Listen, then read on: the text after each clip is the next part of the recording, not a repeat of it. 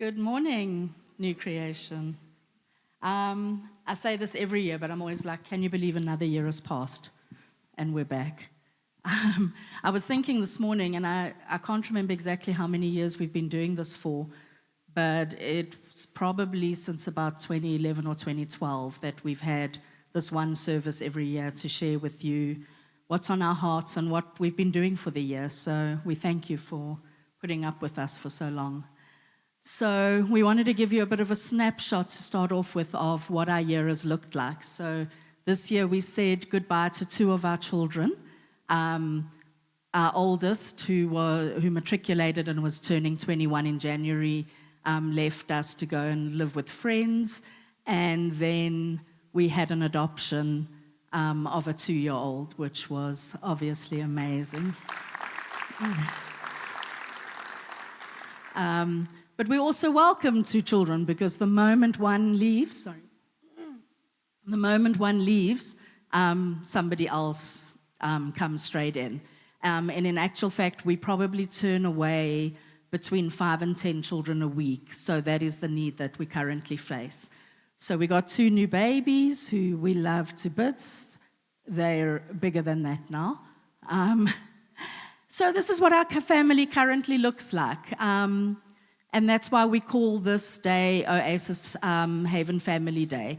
It falls on the official Orphan Sunday, that is an international occasion, but we call it our Family Day because we're one big family, and you know, every volunteer, every donor, every church member are all part of our big messy family. So last year, December, we celebrated a joint Christmas. Usually our children do it in 2 separate houses, but this year, last December, they all got together and had Christmas together, which was great fun. And many of you were part of that by meeting the needs that were on our Christmas wish list. So thank you for being part of that. That's just some more photos of their joint Christmas. Then in January, obviously, they went back to school. We had 20 children in school this year, in 5 different schools. 9 were in home school, 1 in matric, and 1 starting high school.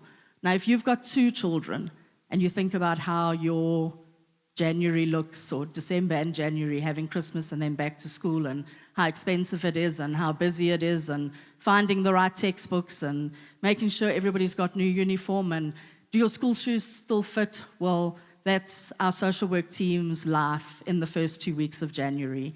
And I think they probably hate it. But on the first day, everybody's ready, smiling, shiny.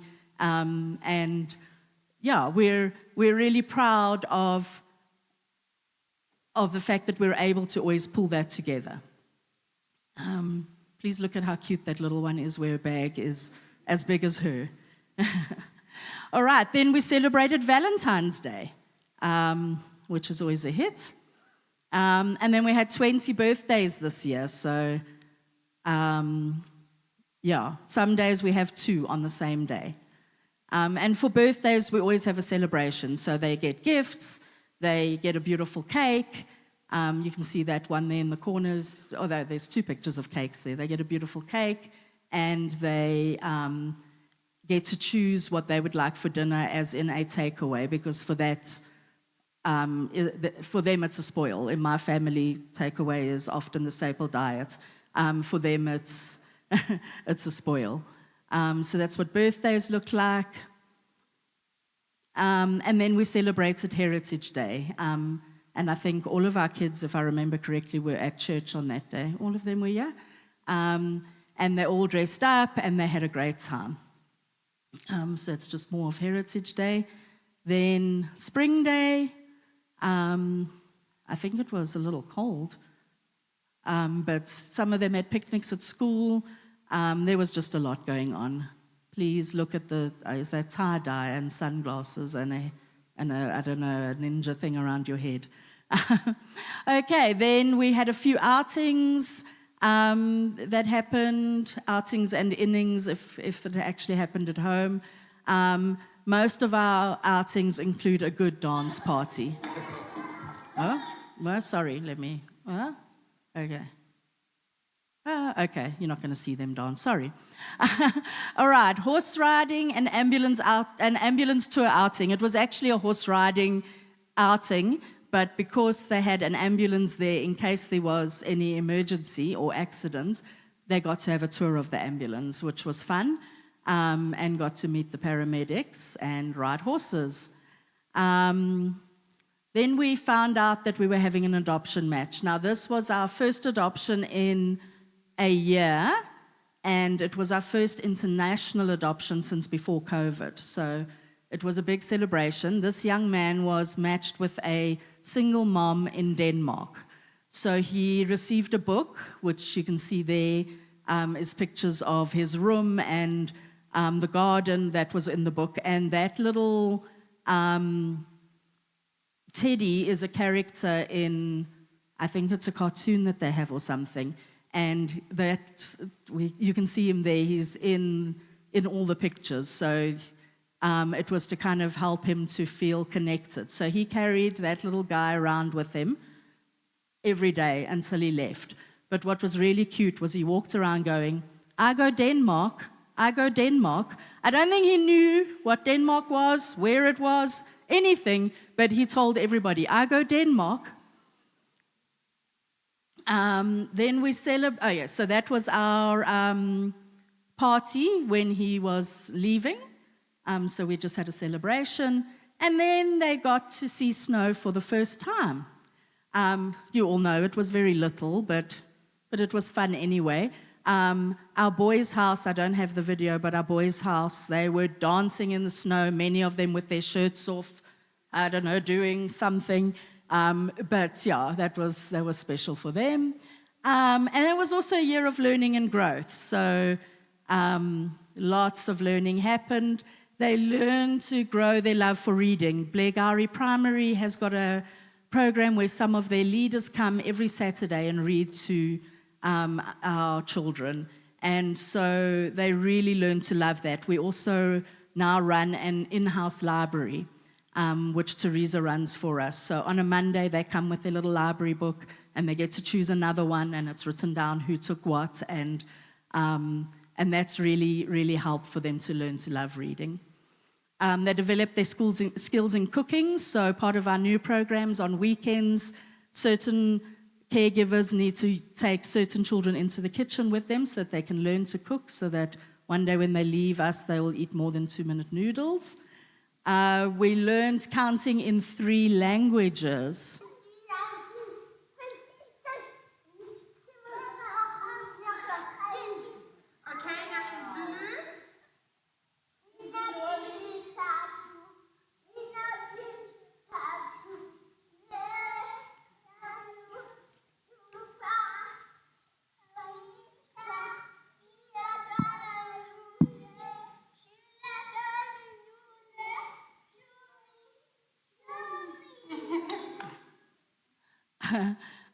So yeah, we didn't have the French, but they can count in French as well.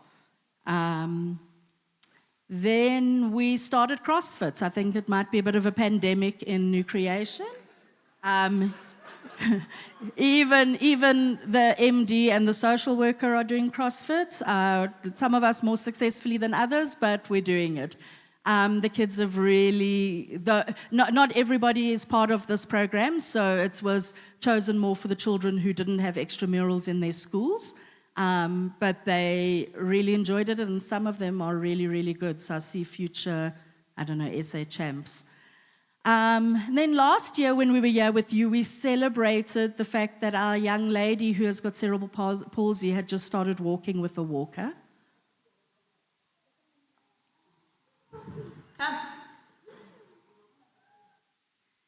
And this year, we'd like to celebrate this.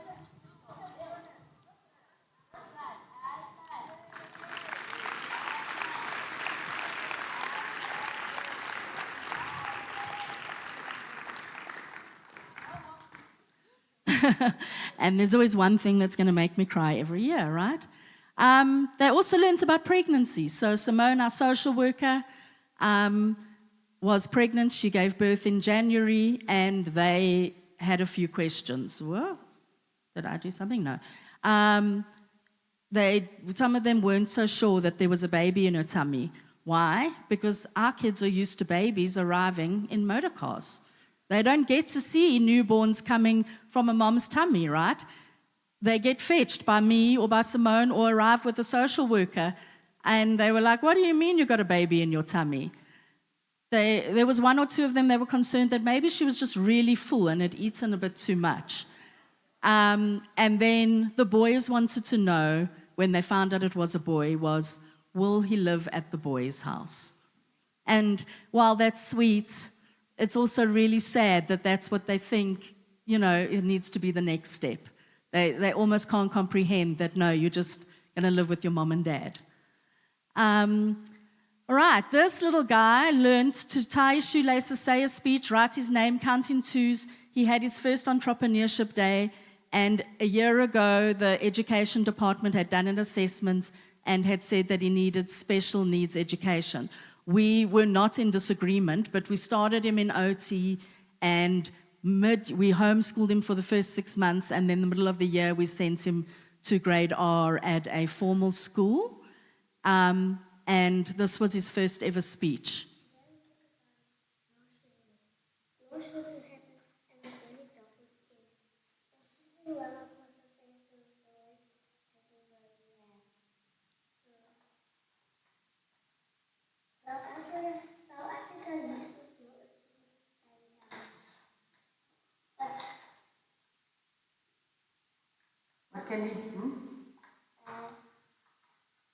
What can we do if we got load shedding? You can?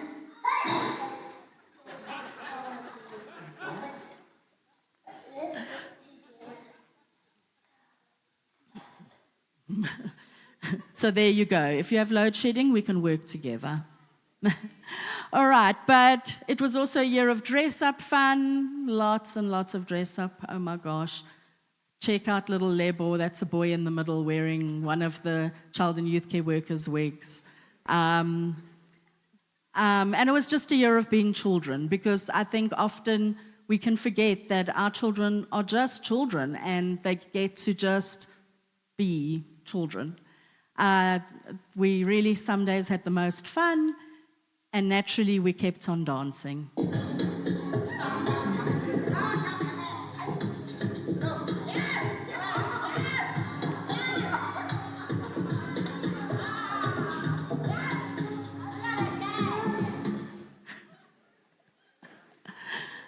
And that we hope that 2024 is only going to be a better year.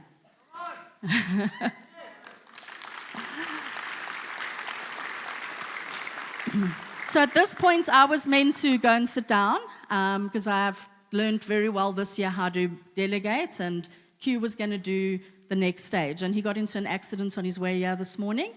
He's fine. His car is not, I don't think. But he's fine, but he asked me to take over. So now I am winging it because I do not know what he had planned to say. All right, so fundraising. Yeah, we have fundraised. So we've actually had a really good 3 years financially. Things have been very stable.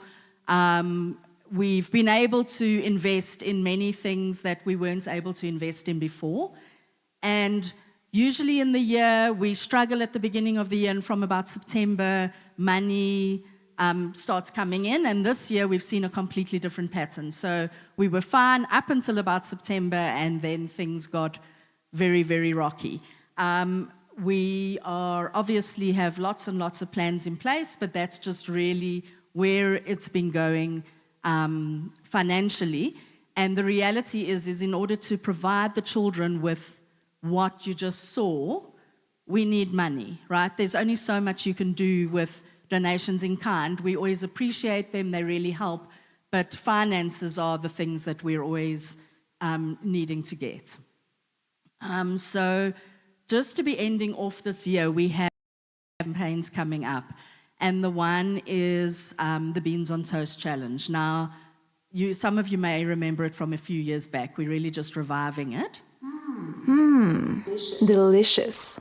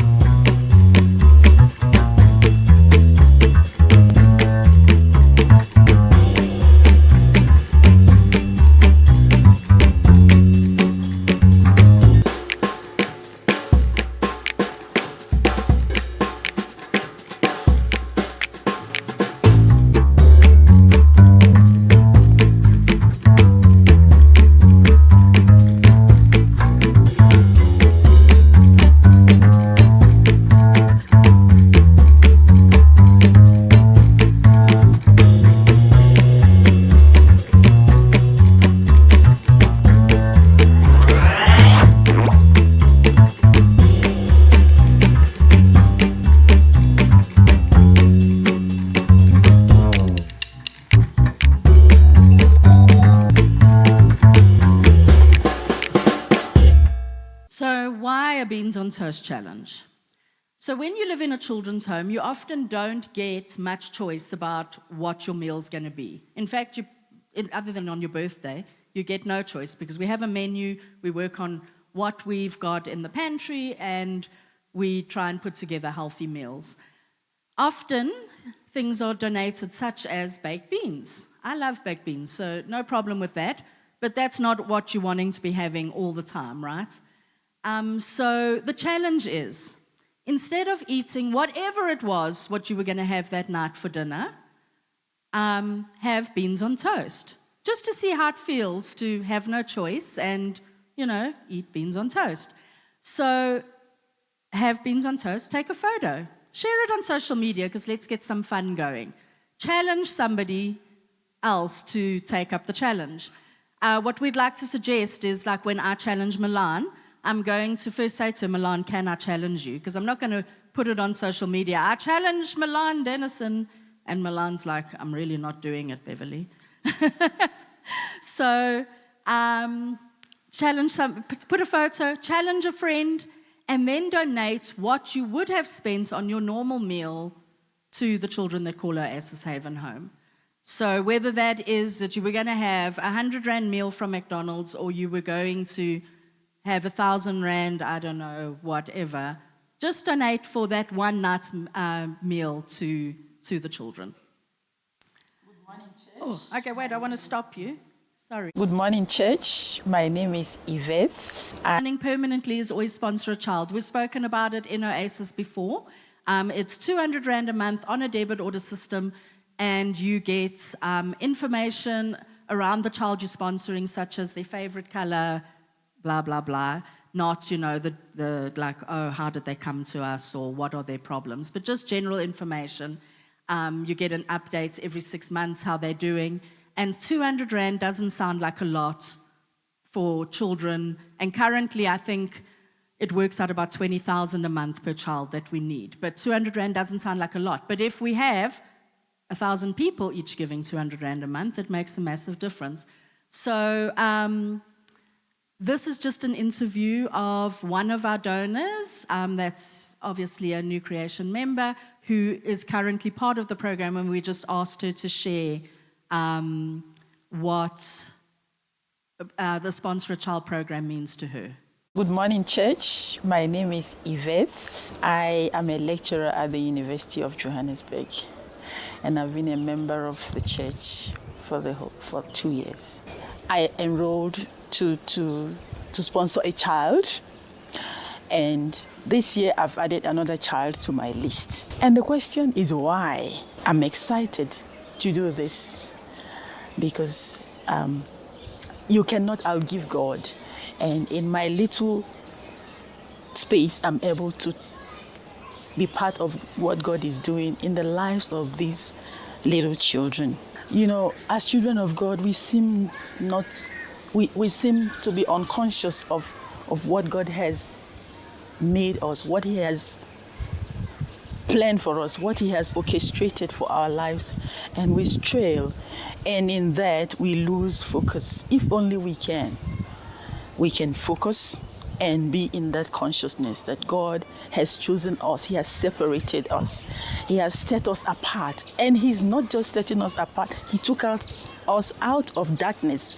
And He hasn't done that alone. He is using us to showcase His glory. And how do we display His glory? Is in loving. And the word says He loves. And that's why He gave His only Son. The best of Him He gave.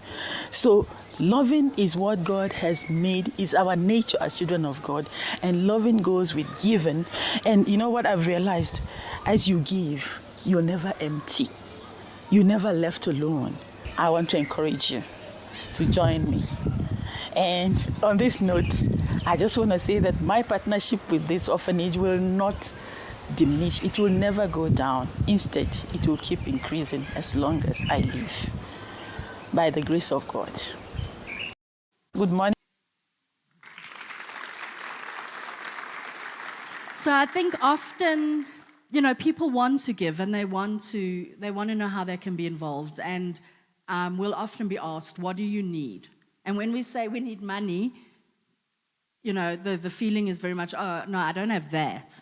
And that's why we like the Sponsor a Child program, because it isn't asking for a huge amount. Something else that's also just really, really helpful to us is an introduction to somebody who does have money. So whether it's your boss and it's a corporate social responsibility initiative at work, or whether it's your rich uncle, whatever it is, like, we don't necessarily expect people to be doing the ask for us, but make an introduction, and then we'll hand over to Q, and he can do his magic. So I'm going to hand over to Simone now. Simone is my daughter, first and foremost, and she is our social worker for the past,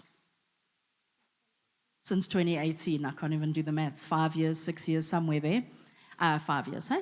And yeah, we just asked her to actually share today from her perspective, because we all know that you're tired of hearing my perspective. So thank you so much.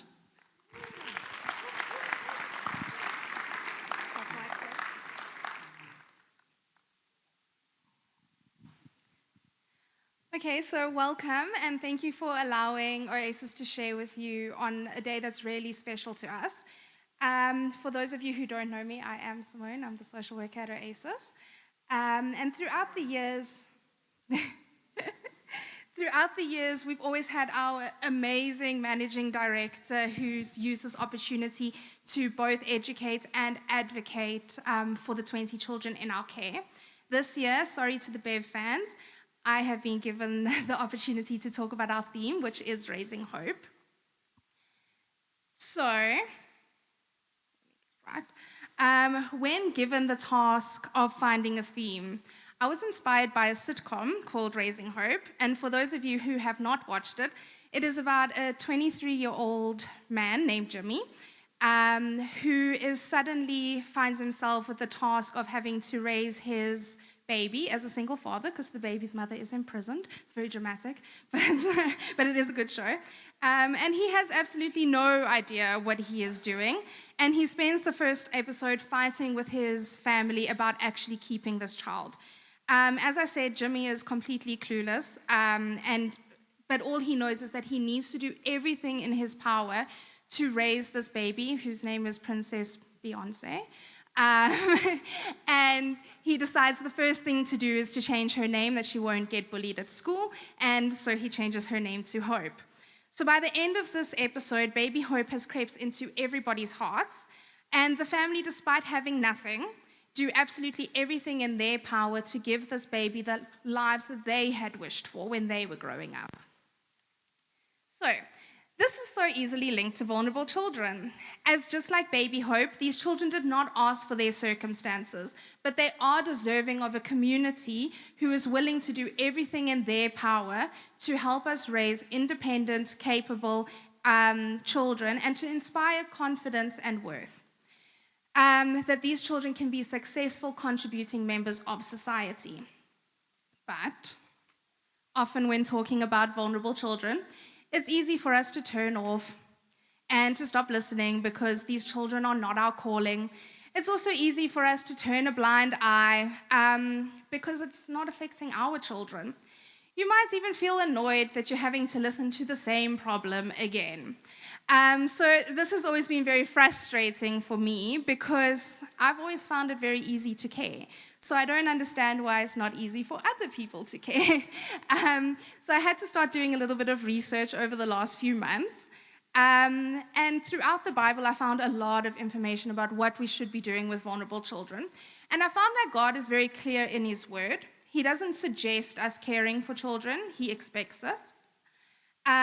So what does the Bible actually tell us? So one of the verses that highlighted this for me was in James 1, verse 27, where it says, religion that God our Father accepts as pure and faultless is this: to look after orphans and widows in their distress and to keep oneself from being polluted by the world. So if we analyze this more closely, James is calling out members of the church for labeling themselves as religious when they only attend some ceremonies and follow some of his commands. But these same people do not control their tongues.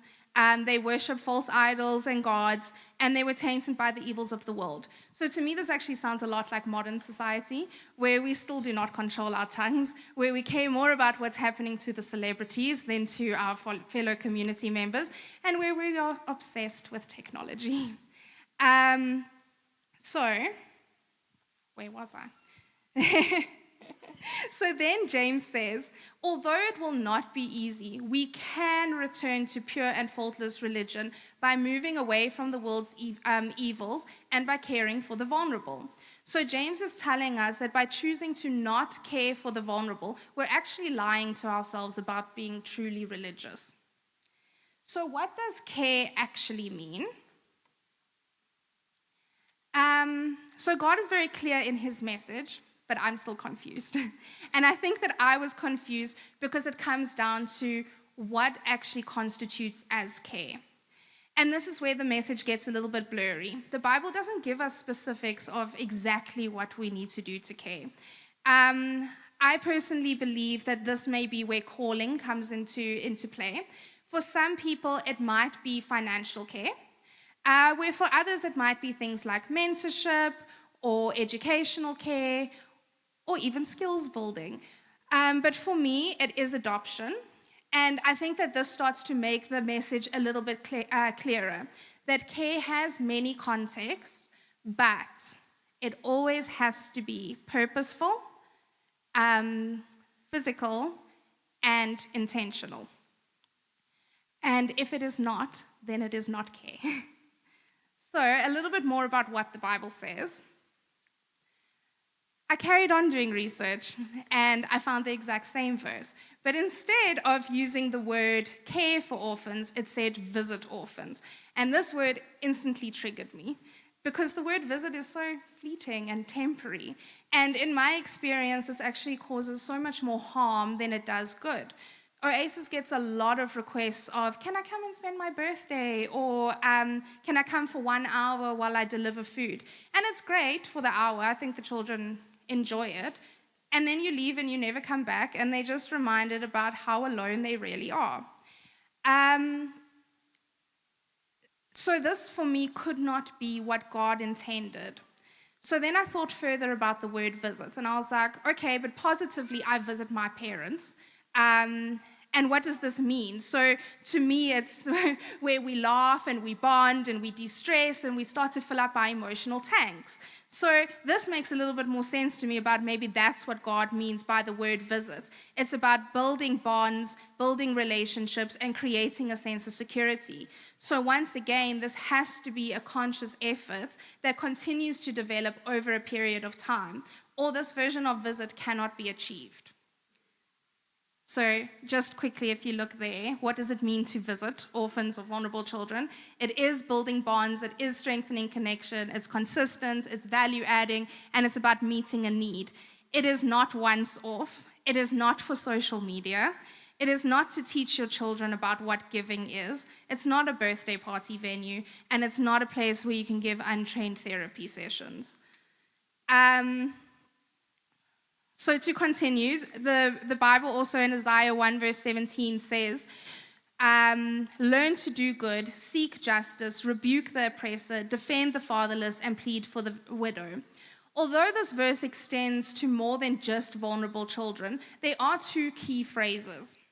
So the first one is learn to do good. And I found this surprising because I guess that means that we don't all naturally do good. And it isn't something that comes easily to all of us, but we can learn, we can improve, and we can actively work to become somebody who truly does good. I remember a few weeks ago when we were busy doing Timothy, Dan said that we were all called to give in some way, but that it needed to be intentional. And he used the example of the car guard, that if you had really wanted to give to the car guard, you would have gone out of your way and drawn the money, and then you would have come and given to the car guard. And a lot of us didn't, despite having a good heart.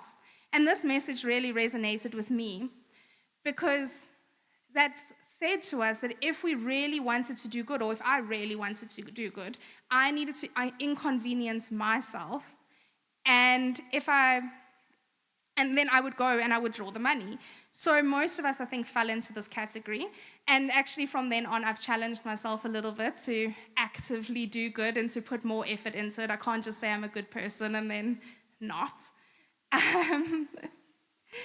So the second phrase that stood out for me was to seek justice. At first I thought, how does the average Joe go about seeking justice?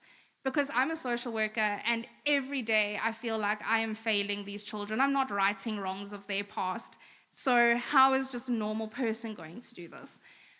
And then I realized that maybe I was misinterpreting the word justice. So I went and I looked it up in the dictionary. Not the big one, just the one on my phone. And it said that justice is to be treated in a manner that is equitable and fair. And so for a practical way to explain this is that for years, Christmas presents for our children that have come from various places and donors included of things like Beukes, pads, toothpaste, toilet paper, and wrapped very beautifully with a bow. And then New Creation took it upon themselves to actually ask, what do our children want? And our children have now, is it 3 years or 4 years? I can't even remember, have gotten exactly what they have asked for every year since then. And this has made them feel heard and it has made them feel worthy. So how does this link to justice? Justice is fair and equitable. Your children, your grandchildren, your nephews, your nieces are not getting, I don't think so, but they're not getting Weet-Bix and pads and toilet paper for Christmas. And they are deserving of not getting those things. But so are our children. And so justice is that you continue to provide that for your children, but you also provide that for ours. So it is clear that we, the church, the body of Christ, must become aware of the plight of children. We are not called to turn a blind eye. And David in Psalms 82 verse 3 reminds us that the church is called to defend the poor and fatherless, to do justice to the afflicted and the needy. As humans, we are quick to make excuses about why we can't do this. So these are some of the real excuses that I have heard in the past year, but in the past 5 years as well. I'm not rich enough to make a difference. 200 Rand is a lot right now, inflation. I couldn't adopt. I don't think that I could ever bond with somebody that's not my own. But you don't know what behaviors they inherit from their parents. My own children would feel very uncomfortable, or volunteer times are very inconvenient for me. So adoption, foster care, caring for children who have aged out of the system, caring for children who are still in the system, is a very daunting challenge. And a lot of us do not feel ready for this, especially because we fear the unknown. So my husband, who just walked past, me and him also had very similar conversations about this from when we were basically children. So when we began dating, I told Ruben that I wanted 4 children. Don't judge me, I was 17. But that at least one of my children, preferably 2, had to be adopted. But Ruben only wanted 2 children.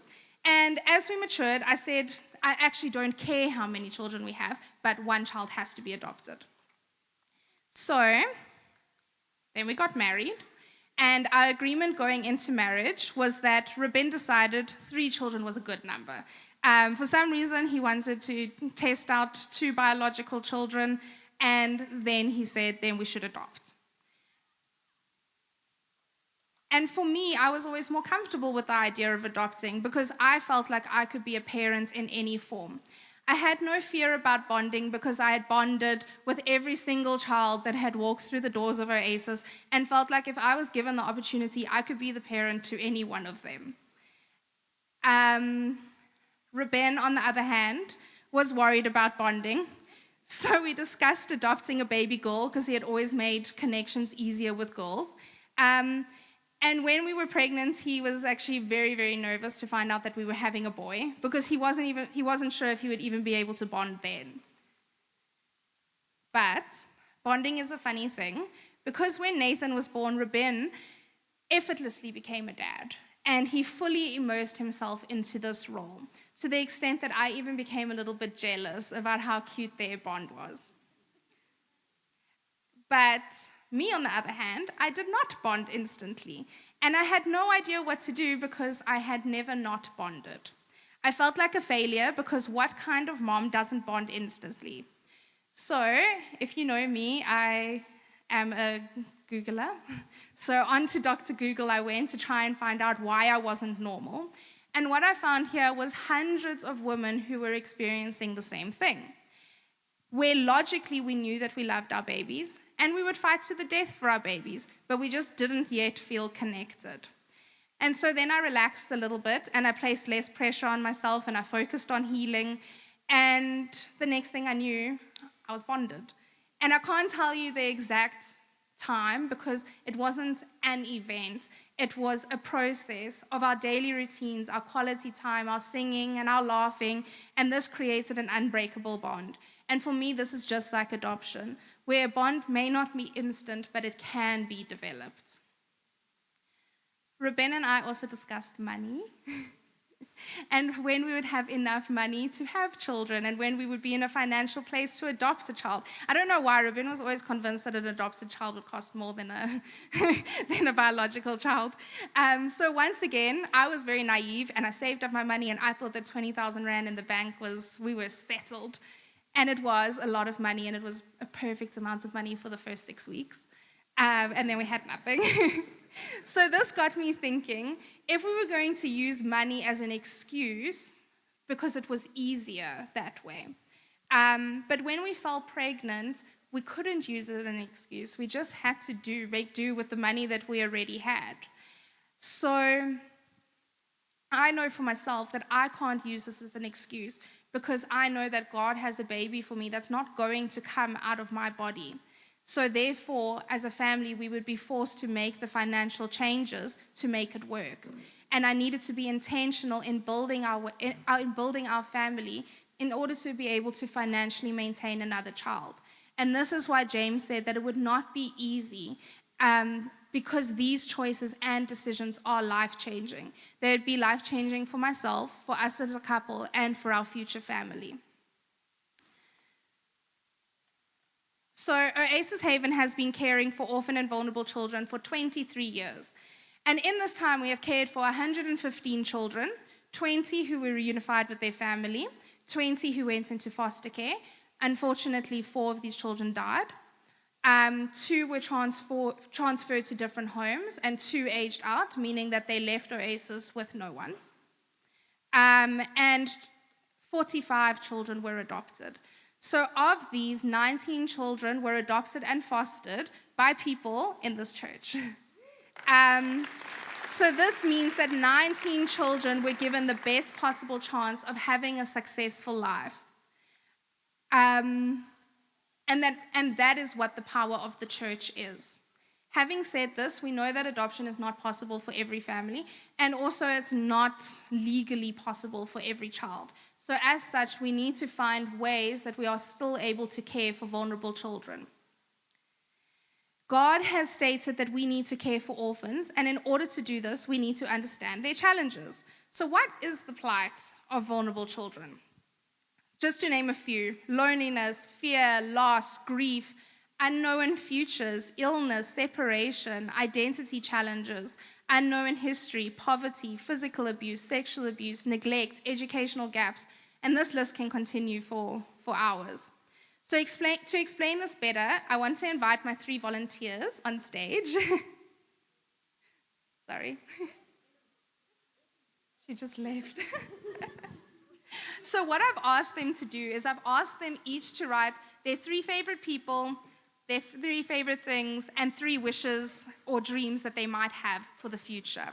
So, ladies, if you can quickly just share. My favorite people include Wesley, the husband, Lana and Wayne, my parents, and my sister Kayla.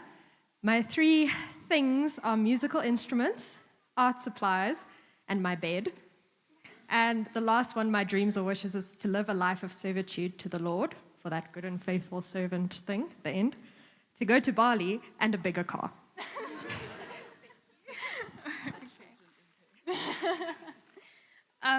My 3 favorite people, the first is Nathan, because he's my boyfriend.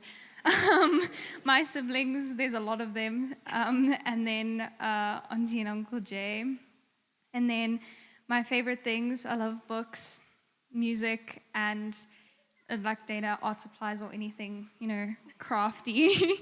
And then my dreams to get, like my dream job, which is working as a pediatric nurse somewhere, to one day create a loving family of my own who serves God, and to just help others the best that I can.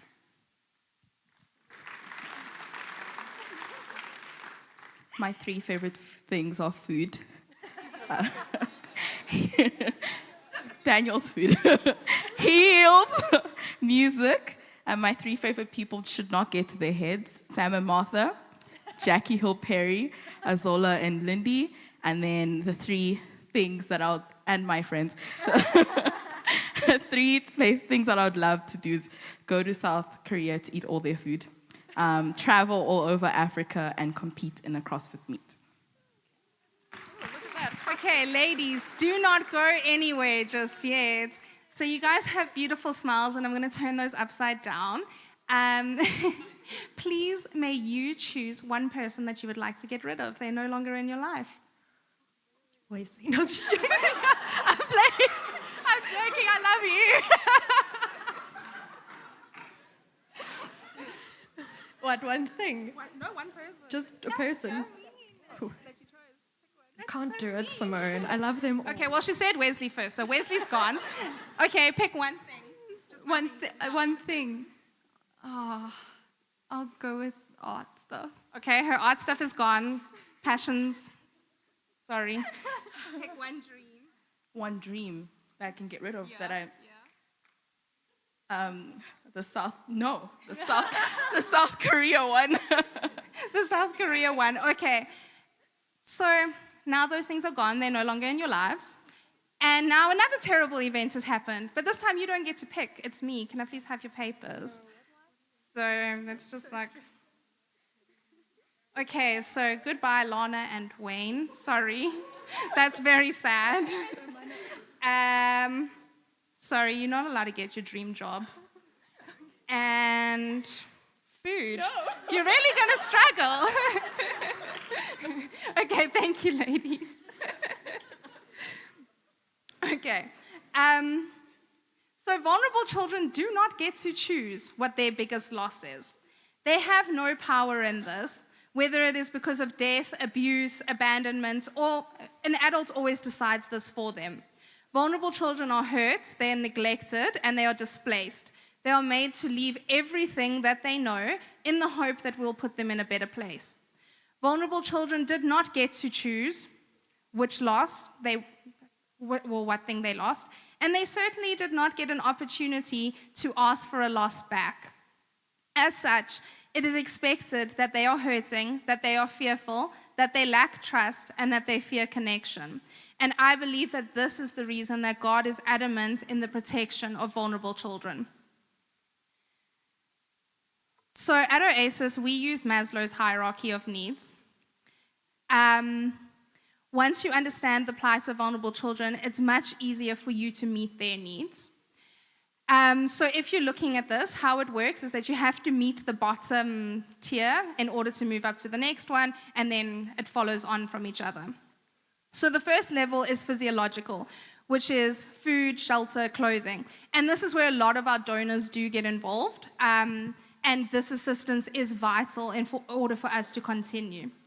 The second level is about safety and security. So this is that we have safe surroundings, we have family, and we have social acceptance. The third level is about love and belonging. So this is friendship, intimacy, and connectedness. Most of our children are stuck somewhere between level 2 and level 3. And this is because it is some of the hardest levels to meet. How do we allow children to feel loved and connected if all they have ever known is fear and rejection? So this starts to look really daunting for us. We've been told by James and Isaiah and David that God expects us to work with vulnerable children. But how can we if they have experienced so much and we feel so unprepared. So the answer to this is in empathy. And I had to write exams on empathy, but I can't explain it that well, so here's a video.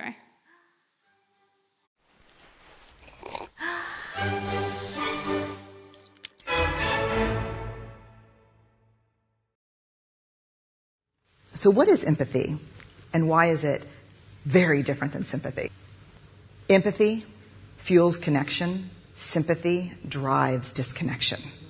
Empathy, it's very interesting. Teresa Wiseman is a nursing scholar who studied professions, very diverse professions where empathy is relevant, and came up with 4 qualities of empathy. Perspective taking, the ability to take the perspective of another person or recognize their perspective as their truth. Staying out of judgment, not easy when you enjoy it as much as most of us do.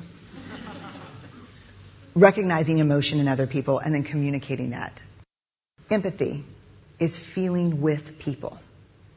And to me, I always think of empathy as this kind of sacred space when someone's kind of in a deep hole and they shout out from the bottom and they say, I'm stuck, it's dark, I'm overwhelmed.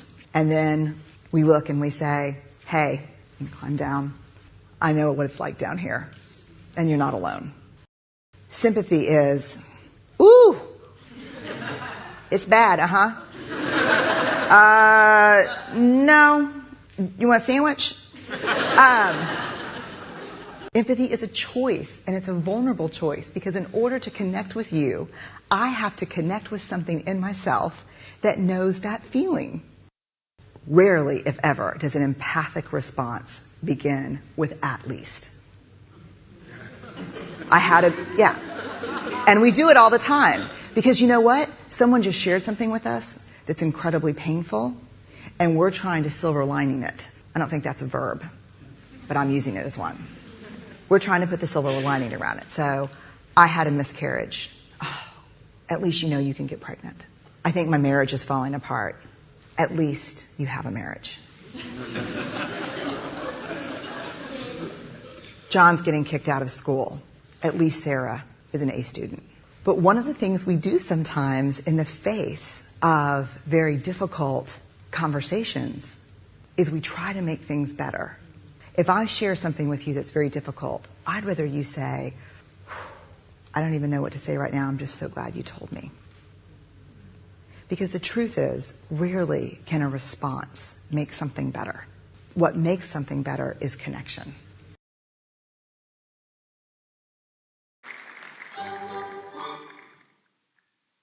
Okay, so in order to connect with you, I have to connect with something in myself that knows that feeling.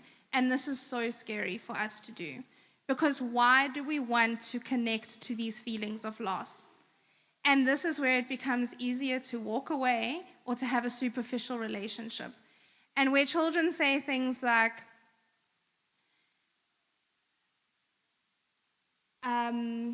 I'm scared for my future, I don't have family. And you say, at least you have Oasis.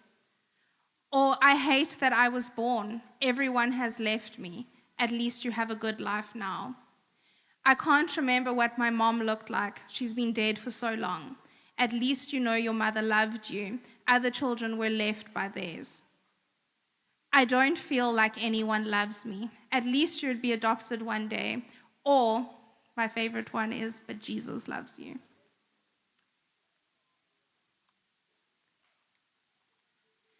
So, in order to bring about healing in children need connection. In order to have connection, there has to be vulnerable adults who are willing to empathize.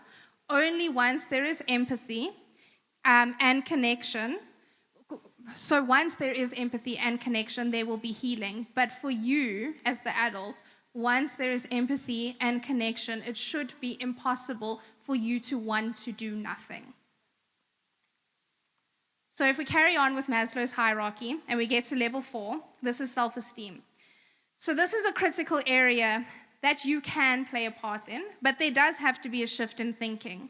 Because as humans, we believe that as long as we meet the basic needs for a vulnerable child, we've done our job. So this is secondhand clothing, whether the knees on the jeans are torn, a million tons of baked beans, and this is a good thing. And it is a good thing if all we're wanting to do is reach level 1.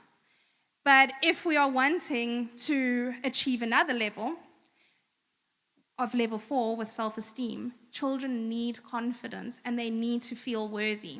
So on Mandela Day this year, we asked for our primary project to be, we had a Mr. Price catalog, and the children came and we sat down and we picked their favorite outfits and we put it on there, and it was their style, and I think everyone was a little bit excited. Obviously, I did it for all the smaller ones because I feel like I know them really well. And it was a very successful Mandela Day. We got a lot of people who came and helped, but most of them donated food and toiletries, and we only got 4 items of clothing. And the common message that we got from all interested donors was that I would rather help meet their needs with toiletries and food, but I'll give secondhand clothing. And like I said, this was really helpful. It helped sustain us for a good many months. I don't think we bought toiletries since then. But we really failed in terms of building the self-esteem of our children. We did not let them now choose their own clothes that were in their style, that fit them, and that had actual value. So this day helped us meet the physiological needs of our children, but we missed the intended mark of reaching that level 4. And we very rarely have children who reach level 4. I don't think any of our children have actually reached this level 4. So it is the hope of Oasis that we help meet these needs, that our children can reach level 4 in the future. And then level 5 is self-actualization. So only once you have reached this level, so this is for all of us, can we have wishes and dreams that are actually realistic and achievable. So it is my hope that God will use today as an opportunity to speak to every one of you in terms of how you can assist a child in reaching level 5. So, there is very rarely coincidences, is my belief. It was not a coincidence that in February 2012, I went to Exploits Youth for the first time in 2 years. It was not a coincidence that it was a quiz night and they put me in a group of absolute strangers. It was not a coincidence that the stranger next to me, I had to make quick friends with him. It wasn't a coincidence that a few months later I went to go watch the rugby in New Zealand versus South Africa and posted a picture, and the same stranger started talking to me. And it was not a coincidence because 11 years later, this is the family that was created. So, today is not a coincidence either. And I say this because it is not a coincidence that you chose this church to be a part of. It is not a coincidence that everything aligned, that you could actually be here today. And it is not a coincidence that you cross the paths of 20 vulnerable children every Sunday. God has placed you in this church with access to 20 children that He's placed in our homes for a purpose. He is not asking you to help the 1 billion of the world's orphans, or the 2.9 million orphans in South Africa, or the 21,000 children who are in care. He is asking you to help one of the 20 children who you see every week. He is asking that you form a connection and bring justice, because that is the heart of God, and we are His hands and feet. So to end off, I want to play a video of the hopes and dreams of our children. And my prayer for today is that each of you, in your own capacity, will choose one child and try and make that hope or dream come true. Our ask this morning is that you, the church, our direct community, partner with us in ensuring that our children become strong, resilient adults who feel worthy of love, and thus we break the cycle of trauma.